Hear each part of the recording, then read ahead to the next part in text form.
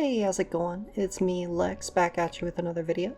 Today I'm finally getting around to something I believe I commented about in the comments of one of my previous videos. You might have seen me actually in this game before. I'm going to be reviewing Raspberry Flavored, the Minecraft mod pack. This is a mod pack on 1.19.2 version of Minecraft. It is focused particularly on being a vanilla expansion mod, or vanilla refining mod, as I would perhaps more aptly describe it. It does it in a lot of unique ways that I'm going to get into as we go through here. And I'll also be giving a sort of world tour of the place that I've been playing in with me and a few friends, showing you some builds as I go over these different points. But right out of the gate, what I want to say, before I start any of the categories that I have outlined here, this is absolutely my preferred way to play Minecraft. Even though it is now, at this point, several updates behind the main game, it makes so many fundamental changes to the game that I have a very difficult time going back to what Minecraft is nowadays. And so let's get right into why that is as I hop down to my garden down there from my house, and I'll just be walking around. So the most important thing that distinguishes Raspberry Flavored in my mind from a lot of other mod packs is its use of removal. The mod pack removes a lot of features or alters them from the vanilla game to the betterment of the game experience as a whole. Something I think many people who have at least critically viewed Minecraft before would agree is that it's a little bloated, and some of the mechanics can be very counterintuitive towards the experiences that the game seems to want to engender. I'm only going to be going over a few things in each of these categories because I don't want to be sitting here talking for hours. So for the removal bit, I'm going to be focusing mostly on things that they advertise directly on the page, which I will be linking below. Firstly, being villagers. Villagers are entirely removed from Raspberry Flavored, which sounds like a pretty big thing to get rid of all at once, but what it accomplishes is it freshens up the game a lot in that you are no longer incentivized, at least, and this is how a lot of the changes go. They allow you to play in a way that feels very natural and endearing to the world. You can sort of walk around and enjoy things instead of rushing to a villager trading hall and then manipulating them with zombie resurrection to get powerful endgame gear incredibly rapidly, stuff like mending. You're allowed to simply go mining and explore all of the different things that the pack has to offer. For a similar reason, the end is also removed. A lot of people might have the experience, and it's been talked about plenty in other videos as well, of booting into Minecraft, having a 2-week Minecraft phase where everyone sort of rushes the end, gets shulkers, builds a couple of things, and then gets bored because they've already beaten the game. Raspberry Flavored, not having an ending, and not having the end as a whole, really helps to sort of facilitate actually spending time in the world and getting attached to just simple things in it.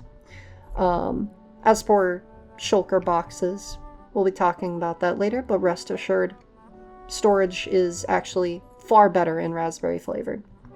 And then this is my favorite of the things I'm going to be talking about in the removal section here. Materials and repairing has been reworked. And this is sort of a bridge into the targeted changes and addition section.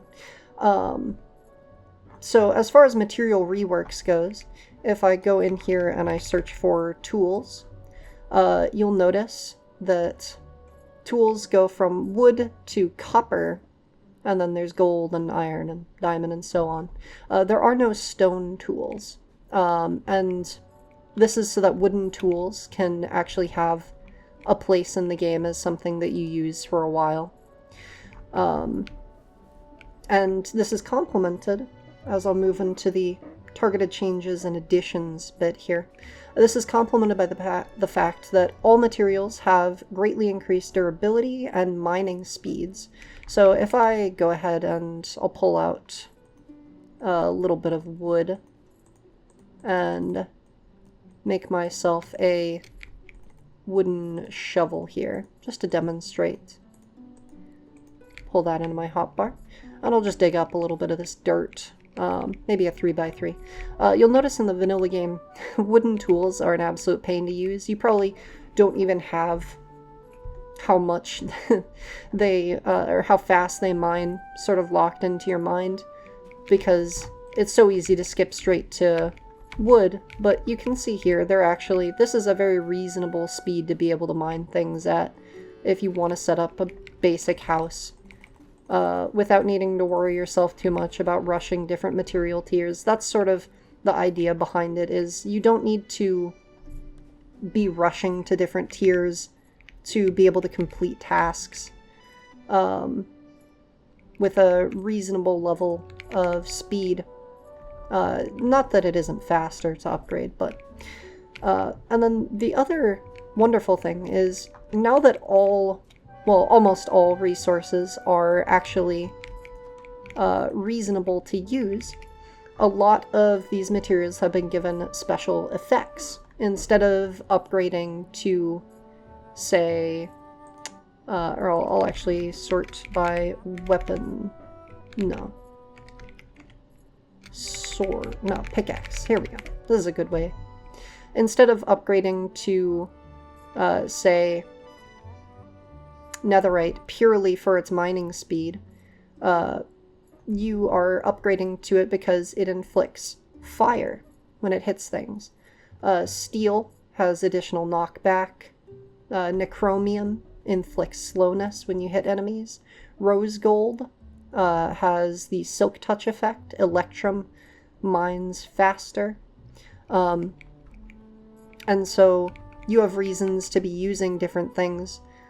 Gold is actually one of my favorites with this change in particular, because with the durability increase, gold is viable to use as a basic tool. But gold's effect is somewhat like fortune.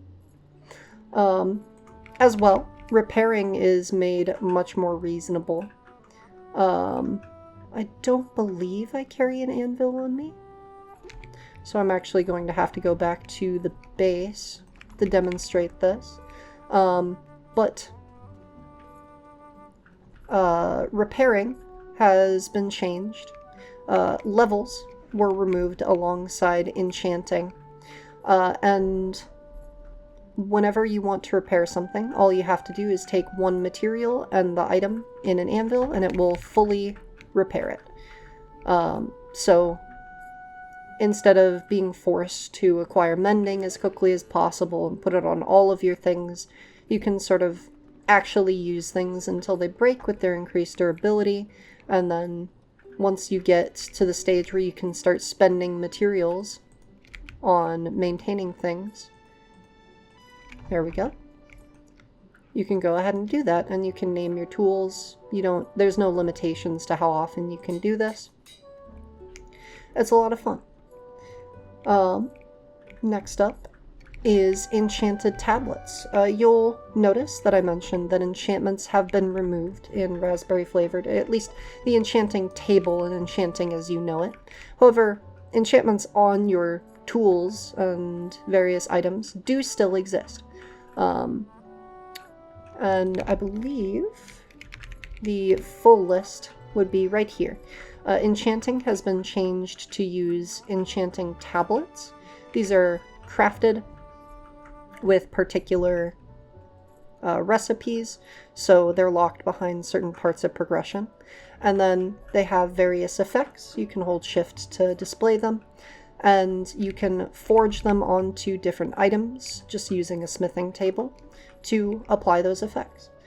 And so this turns enchanting into an actual progression-based system where you go towards things that you want, seek out the materials, craft them, and apply them.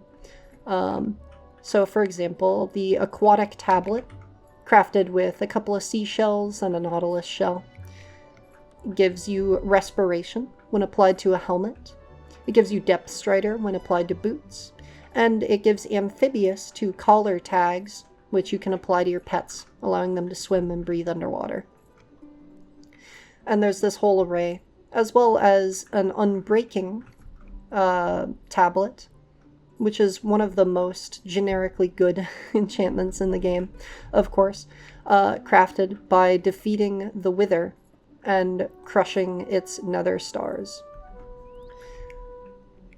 And then that powder can also be used as a universal repair, so that you don't have to, for example, go and get more electrum or netherite to repair your tools.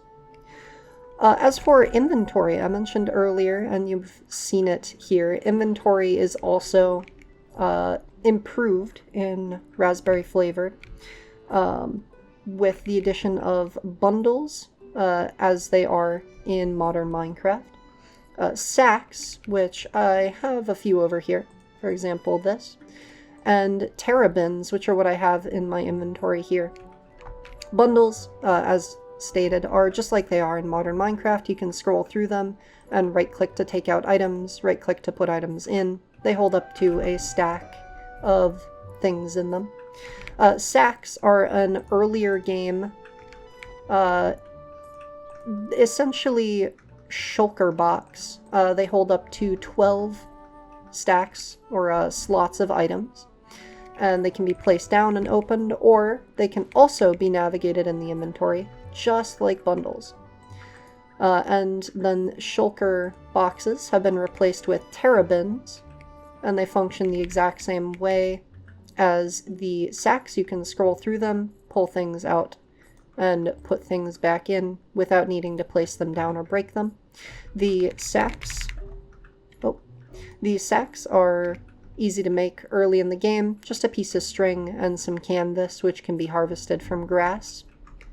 And the terrabins, I don't even have to look it up because I have one right here, are crafted using turtle scutes, which of course are dropped by turtles when they mature, and soul beads, which are dropped by vexes or wraiths, or destroying spawners or bartering with piglin in the nether.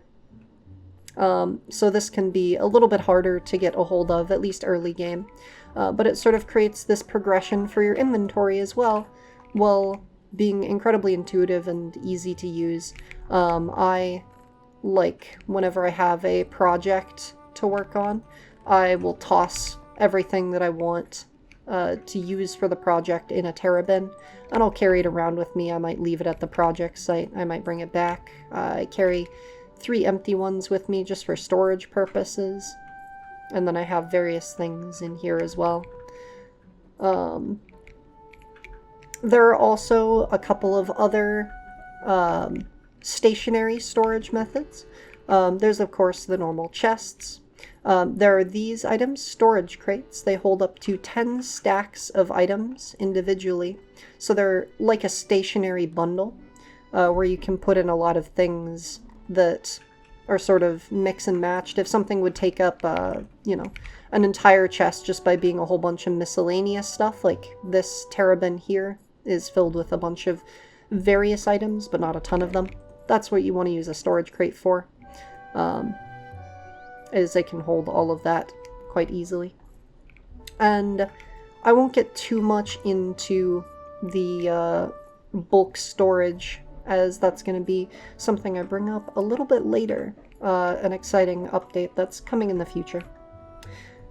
But the last section here in the targeted changes and additions that I want to mention are advancements and exploration. The mod pack is tailor-built to be very easy and intuitive for someone to pick up and learn about, and explore all the various parts of without needing to look at the wiki.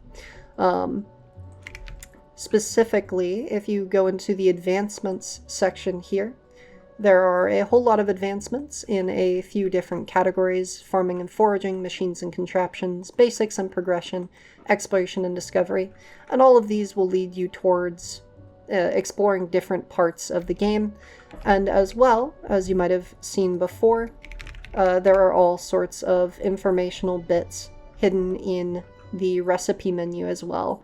So if you look at blank tablets and you try to look at the recipe for it, it does have the recipe, but it brings you to the information page explaining what tablets are, how to use them, how to make all of them, and it tells you that holding shift shows the descriptions for the enchantments, so then you can scroll over and see all of this information. And that's sort of how the pack as a whole is designed and developed, is to guide you through it, which I think is very wonderful, especially for this early stuff where you're getting used to the new pace of things. You can craft your first pickaxe, and then you need to place down a furnace, and you can make a copper pickaxe, get iron, and the iron leads you to making a forge. Forges are used for a lot of the later game recipes. They're just 3x3 crafting tables, but they take fuel, and so they gate certain things behind getting deep down enough to get deep slate, because forges are made out of deep slate. So for example, if I go into pickaxe here, the first wooden pickaxe is made in a crafting table. Copper is as well, but if you want to make an iron pickaxe, you need to get a forge. Moving on, I have a few of my favorite mentions within the pack. These are just some miscellaneous things that came to mind that I wanted to talk about. The Create integration in this pack is very wonderful. Create is a mod that I think anyone who's into modding looked at and saw for the first time and got very blown away by, and then it sort of ended up taking over most mod packs. It turns into sort of like you progress the fastest in any mod pack with Create by just going fully into Create, automating everything, and never actually participating in the game itself by, directly mining things. But in this pack, if I go ahead and, for example, look up the drill recipe, it's made out of steel, which requires you to heat a blaze burner, so you have to get to the nether before you can get a mechanical drill. There's a lot of small changes like that make Create sort of a thing that you unlock as you play the game, so you get to experience it instead of just getting enough iron for a drill and then sort of AFKing until you have everything you need. There are a few recipes that are locked behind Create that you'll need to specifically opt into, like the mechanical crafter. For example, diamond, not tools, but no, there was something. Oh yes, diamond armor, for example, requires you to have a mechanical crafter to be able to craft it. Which is useful because diamond armor is then upgraded into electrum, netherite, and necromium. So a few things are locked behind Create, but Create is more part of progression instead of completely dominating it. The next thing I want to mention, and I actually am going to take this horse here to get back faster to talk about it, is that Raspberry Flavoured has integration with some custom music. You can set up music discs, you can set up radios, you can stream music directly from things like Bandcamp, I believe SoundCloud as well. And you can inscribe them on discs and then play those in jukeboxes, or if you just link Bandcamp in here, like for a playlist, it'll play the entire playlist. It's a lot of fun. It can add ambience to the world. I ended up carrying 18 radios around with me in this terrabin here so that I could plop them down and just put on something themed to the area. I have all of those turned off because I recently updated this world. But it used to be there was something very homey up here, something a little bit more active and party going over here in the Skullhead Tavern, behind these curtains here. Hi, Rating. And down at my Create lab by the coast there, I had something a lot more metallic and haunting. And then the last favorite mention that I have lined up is actually, oh hey, we added a advancement for that or something, is about dynamite. This pack makes dynamite mining, or I should say TNT mining, a lot more viable through a number of means. TNT, firstly, is a lot more reasonable to craft. 5 gunpowder makes 8 dynamite, and I believe they're changing it to be even easier in a future update by changing how creepers actually give you the gunpowder. Oh hey, I actually have one of these playing still. But the other specific change with the dynamite, what makes it so viable and fun, is that it no longer destroys valuable blocks. So if you toss some down, peek your head in, there's nothing in here right now, but there could have been some valuable items here, and what it does blow up, it drops. So it's all capable. And I also wanted to talk about what you just saw happen here. Something that keeps mining a little bit more exciting than in the vanilla game as well is they have these sort of random cave-ins that can occur where whenever you destroy a block, well, in world generation, certain blocks, some of them will be loose, and if you break them, the whole area of connected loose blocks crumbles in, and it opens up this sort of area where you can see a lot of blocks around you. Maybe it opens up into a cave or something. It's just a little bit of excitement to keep you looking at your screen when you're mining. And if I run down this way, you can see it's not super uncommon. Here's the next one that happened right here. This one, I believe was just mining, but here, this opened up.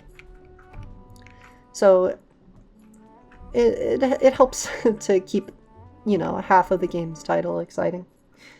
Now, as for why I have finally managed to put a video together,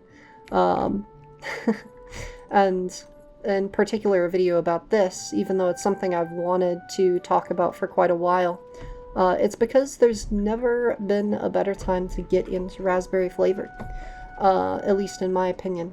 As of right now, the mod pack is already, in my opinion, feature complete. I would not be upset if this was just how it was for the rest of time. It's my favorite way to play Minecraft. There's no real comparison.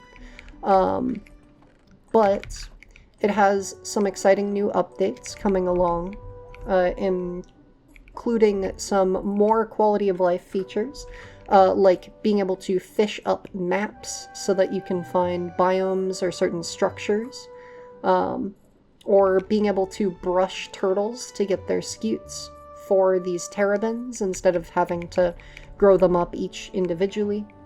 And the most exciting news, this was very recently unveiled, is that there is going to be a port from 1.19.2 to version 1.20, which includes Create 6.0.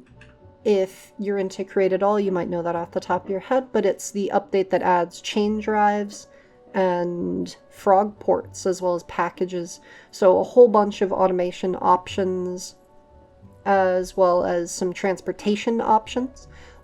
My little base here could have chain drives set up all around that I could hook on to with my wrench and ride around. I could have a big vault for all of my items that I store it into, and I pull them out in packages. And that's coming down the line. They don't have a set release date yet, but it is something that they're working on currently and have been working on for a few months, and they finally felt like it was reasonable enough to actually bring it up and announce it to the community.